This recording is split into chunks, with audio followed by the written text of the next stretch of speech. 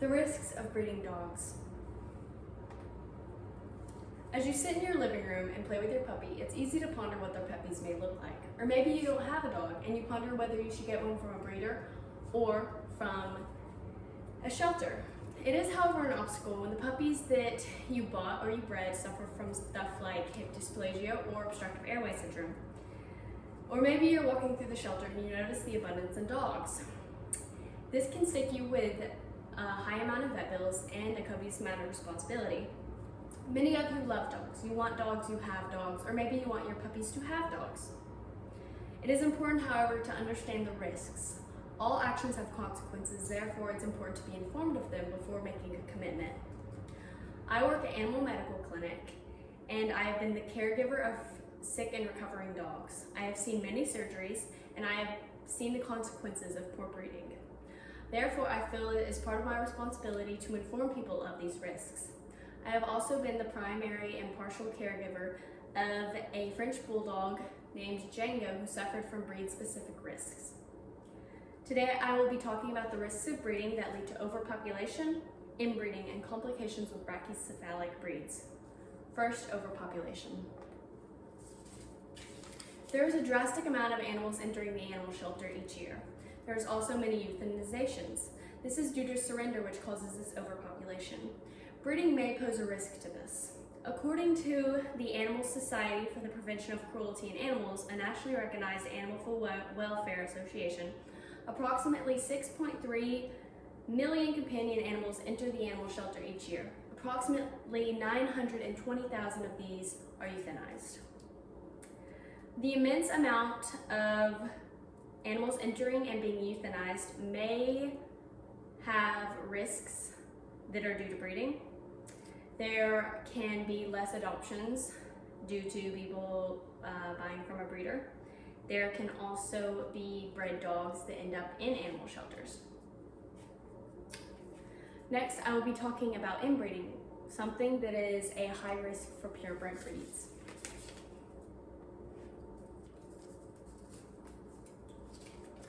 Inbreeding occurs when a breeder wants to target desired traits. In order to do this, they'll usually take two dogs from the same descent and breed them. This can cause genetic mutations which can pose a health risk. According to Donner and others, researchers conducting clinical studies on Mendelian disease variants, one mechanism in which inbreeding depression can act is through the accumulation of deleterious recessive mutations that negatively impact health and fertility of an individual. When inbreeding occurs, the dogs may suffer from these recessive mutations, and this can cause a poor quality of life or a lot of health risks. According to the same group of researchers, breeds with higher than average inbreeding cost a lot more in vet bills. These mutations and poor recessive genes can cause a lot of health risks, which means that they are a more financial, mental, physical, they're a lot more of a burden and responsibility to the owner. And that's why it's important to understand a breeder's practices before purchasing a dog from a breeder. Lastly, I will be talking about brachycephalic risks, primarily French and English bulldogs. Brachycephalic breeds are usually the ones that contain a scrunched nose. This includes pugs, boxers, French, English bulldogs. They can have a lot of internal and external complications. According to Dr. Smith, a vet of 35 plus years, French bulldogs suffer from poor musculoskeletal anatomy, and this is due to selective breeding.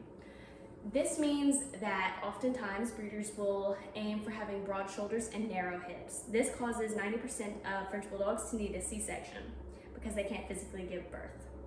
This can cause, they can also have poor upper airway syndrome, excess soft tissues, undershot jaw, squishy faces, narrow nostrils, elongated soft palates, and this makes it very hard for these breeds to breathe.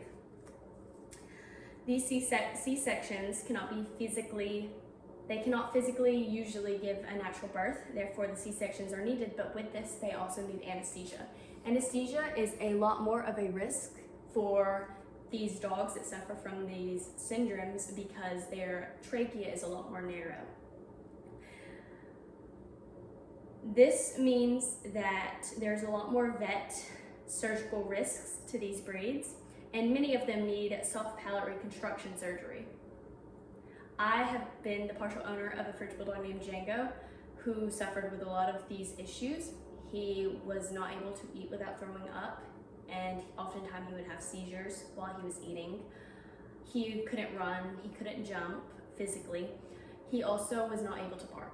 He was AKC registered and cost around $3,000, but this could not ensure his health due to the breeder not performing the best of practices. Now that I am educated, I would never buy a dog from a breeder without being aware of their practices, precautions, and tactics. I know Django had a poor quality of life due to this, and this can cause a lot of guilt. Today I have provided an overview of the risks of breeding dogs, which lead to overpopulation, inbreeding, and have complications with brachycephalic breeds. After listening, I hope you consider the financial burden that this can cause. I hope that being educated can cause people to possibly neuter, spay, adopt, or find a responsible breeder who is educated and practices safe breeding in order to have healthy puppies. I thank you and your fur babies well for listening.